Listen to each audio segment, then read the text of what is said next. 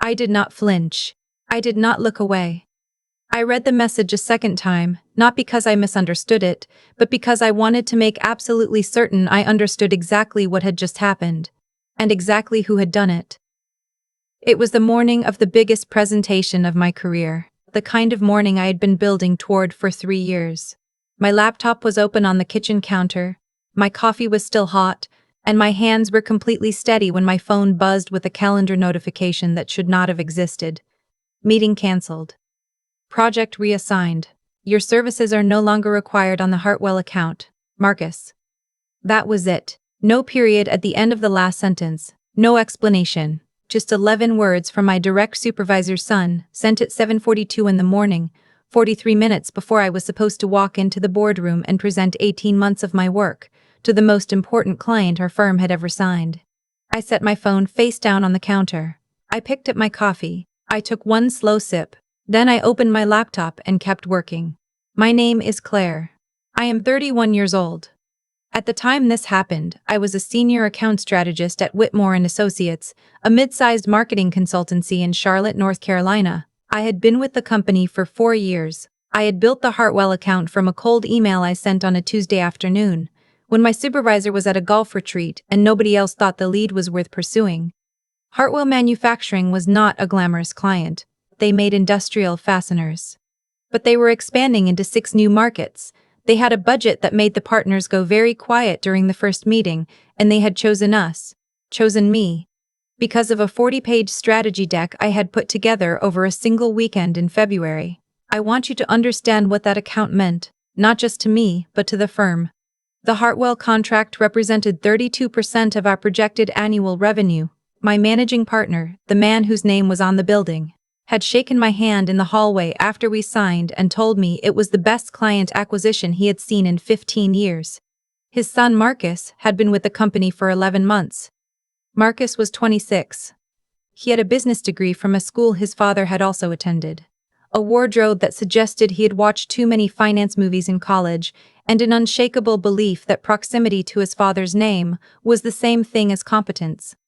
When he joined the firm, he was given the title of Senior Strategic Advisor. Nobody asked what that meant. Nobody questioned it. He sat in on meetings, offered opinions that were mostly reworded versions of whatever the last person had said, and treated the junior staff the way someone treats a vending machine, present only when he wanted something. For the first several months, he mostly ignored me. I was not a threat to him because I did not seem to want what he wanted. I did not go to the same lunches. I did not position myself near his father at company events. I came in early, I stayed late, and I did the kind of work that does not photograph well for LinkedIn, but builds the kind of client trust that turns a 1-year contract into a 5-year relationship. That was apparently the problem. The first sign that something was shifting came about 2 months before the presentation. Marcus began attending my check-in calls with the Hartwell team. He introduced himself as the account lead. He started CCing himself on my correspondence with their director of operations. When I mentioned it to my direct supervisor, a woman named Patricia who had been my strongest advocate at the firm, she sighed in a way that told me she had already noticed and already knew there was nothing clean she could do about it. Just keep your documentation, she said. Everything. Dates, emails, meeting notes. Keep all of it. I did. What I did not anticipate was the timing. Marcus had apparently decided that the Hartwell presentation was the moment he would make his move, not before I finished the work, but precisely at the finish line, when the value was locked in and all that remained was the credit. 43 minutes before the presentation, he sent that message from his personal email, not the company system. I found out later that he had also emailed the Hartwell team directly to let them know he would be leading the presentation and that there had been a staffing transition on the account. He had done it the night before, at 11:15, while I was still awake at my kitchen table running final numbers on their Q3 projections. I did not know any of that yet when I closed my laptop, picked up my bag, and drove to the office. I want to be very clear about something. I was not calm because I was naive. I was not calm because I did not understand what was happening. I was calm because I had learned, over the course of a very specific kind of career, that the moment you let someone else's desperation become your emergency is the moment you lose. Marcus was panicking. I could feel it in the sharpness of those 11 words, in the early morning timestamp, in the fact that he had used his personal email instead of the company account, which told me he knew on some level that what he was doing would not survive scrutiny. Panic is loud. Panic makes mistakes. I had 18 months of documentation. 3 saved email threads in which the Hartwell director of operations had addressed me by name and thanked me personally for my work, and a USB drive in my bag with the full presentation, the supporting data, and every version of the strategy deck going back to the original draft. I also had something Marcus did not know about. 6 weeks earlier, the Hartwell director of operations, a methodical, soft-spoken man who had been with the company for 22 years and had no patience for anything he considered theater, had asked me, during a routine call, who my backup contact was at Whitmore in case he ever needed to reach someone urgently. It was a standard question. I had given him my personal cell number. He had given me his. That number was in my phone. I walked into the building at 8:19. I took the elevator to the 4th floor. I went to my desk, set down my bag, and checked my company email. There was nothing from Marcus in the company system. The message had only come through his personal account, which meant, officially, as far as the firm's records were concerned, nothing had happened yet. Patricia was at her desk when I walked past. She looked up. She had clearly already seen the message. Marcus had apparently forwarded it to her from his personal account about 20 minutes after sending it to me, explaining that he had made a strategic decision to consolidate account leadership ahead of the presentation. She looked at me the way someone looks at a person they are worried about, but do not know how to help. I told her not to worry. I asked her if she could make sure the conference room had water and an extra HDMI adapter. She blinked. Then she nodded and went to find one. The Hartwell team arrived at 9.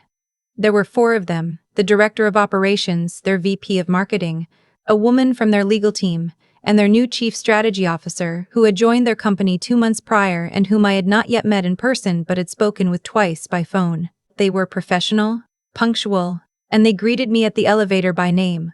Marcus was waiting in the conference room. He had printed a version of my presentation, a version from 3 weeks ago before the final round of revisions, and laid copies around the table. He had put his name on the cover page. I noticed it. I did not say anything. I sat down, opened my laptop, and connected it to the projector. Marcus cleared his throat and introduced himself as the account lead. The director of operations looked at him, then looked at me, then looked back at Marcus with an expression that could most accurately be described as patient confusion. "We've been working with Claire," he said. Not as a question. As a statement of fact that he was waiting for someone to explain. Marcus said there had been a transition in account leadership and that he would be taking things from here. He said it with the specific kind of confidence that has no foundation, the kind that is just volume and posture, and the assumption that nobody in the room will push back. The director of operations looked at me again. "Claire, are you still with the firm?" "Yes," I said. "I am." He folded his hands on the table. He looked at Marcus. He said with the same calm he used for everything that Whitmore had been hired because of a specific strategy built by a specific person, and that he was not accustomed to having personnel decisions made on his behalf, and that he would like to hear from the person who had built the strategy. Marcus started to speak again. The chief strategy officer, the new one, who I had only spoken with by phone, raised one hand slightly and said, "I'd also like to hear from Claire, if you don't mind." Marcus minded. But there was nothing he could do about it. I presented for 51 minutes. I walked them through the full revised strategy, the updated market data, the phased implementation timeline, and the contingency framework I had built for their Southeast expansion.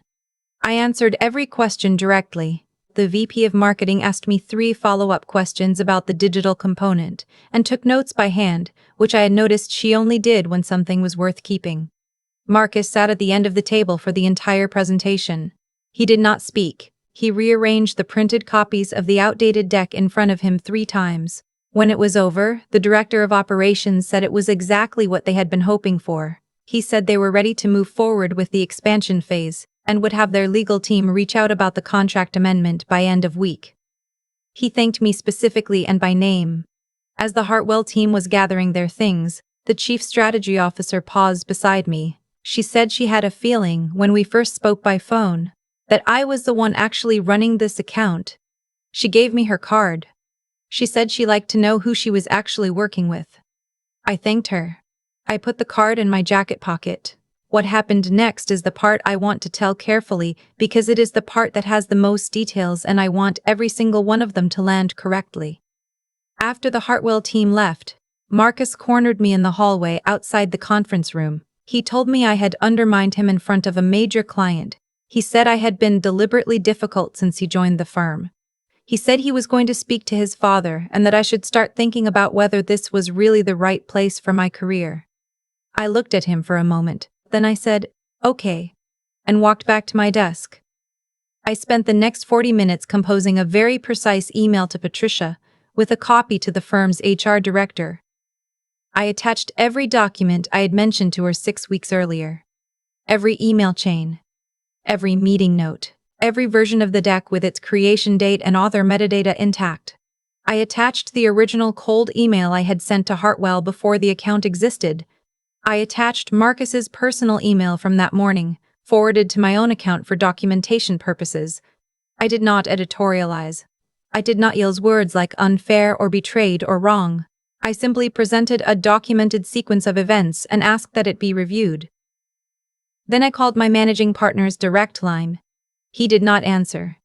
I left a message.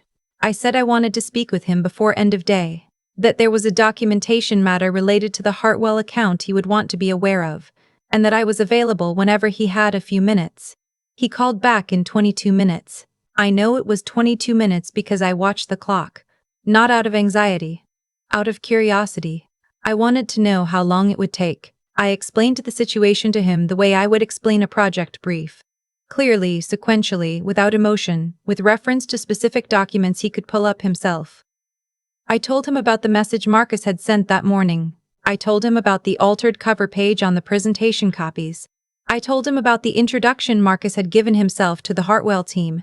I told him the Hartwell team had specifically asked for me by name, and that the presentation had proceeded and concluded successfully. There was a long silence on the other end of the line. He asked me to forward the email chain I had sent to Patricia. I told him it was already in his inbox. I had CC'd him when I sent it, listed as a secondary recipient, which he apparently had not noticed until that moment. Another silence. He said he would look into it and get back to me by end of day. His voice had changed in a way that was not about me. End of day came and went. I stayed at my desk. At 6:47, my managing partner knocked on the open door of my office, an unusual thing because partners do not typically come to your office. You go to theirs. And sat down across from me. He looked tired in a way that was specifically the tiredness of a man who has had a very difficult conversation with a family member. He told me that Marcus had been removed from the Hartwell account. He told me that the use of a personal email account to communicate termination-style directives to staff was a serious procedural issue that would be addressed through a formal review. He told me that the presentation copies with the altered cover page had been collected from the conference room and were part of that review. He did not apologize for his son, but he looked at me with something that was close to it.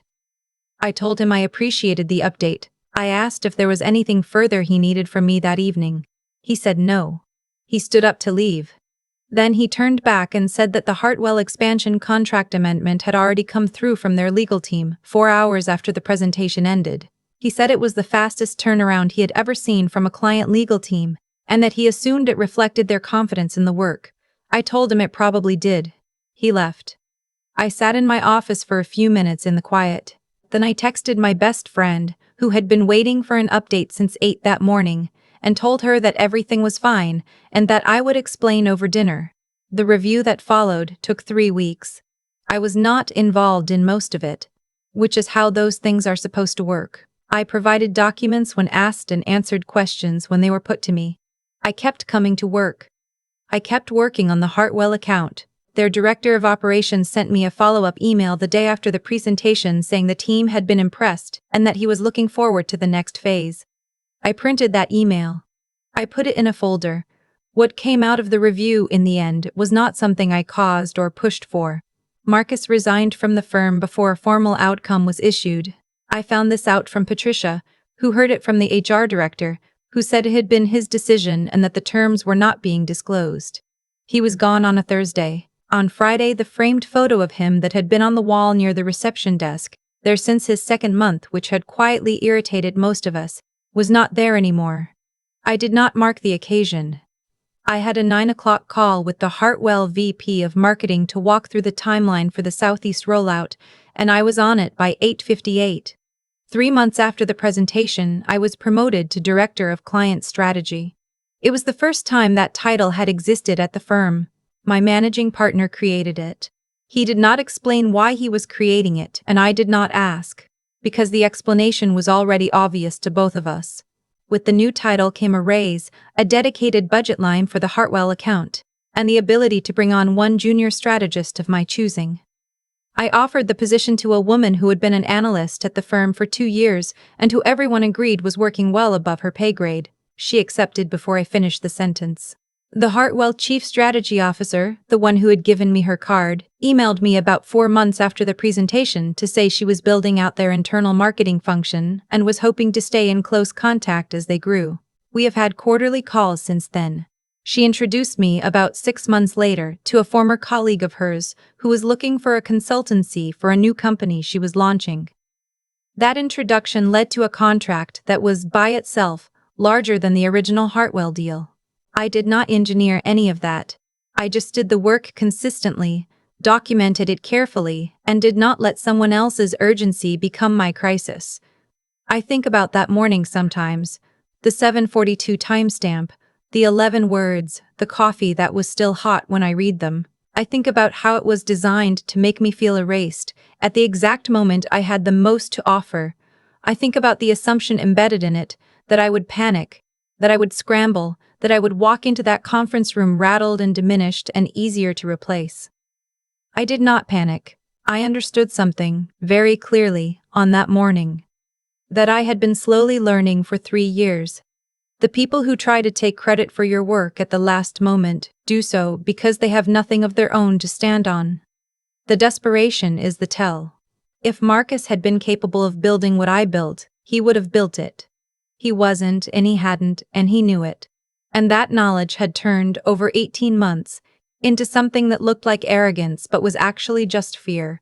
Fear does not win presentations. Fear does not close contracts.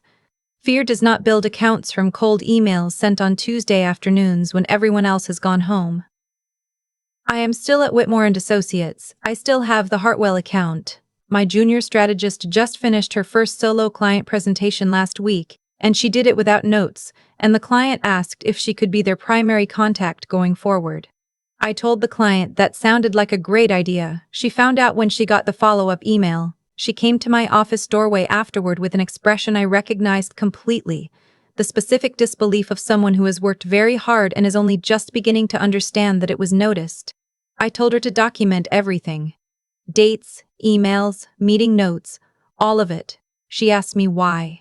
I told her she would understand eventually, and that I hoped she never needed it, and that she should keep it anyway. She nodded. She went back to her desk. I picked up my phone and checked my messages. There was one from the Hartwell Director of Operations, confirming our call for Thursday, adding that their board had approved the next phase of the expansion and saying, in his characteristic, economical way, that he looked forward to continuing to work together. I set my phone down. I finished my coffee. I went back to work.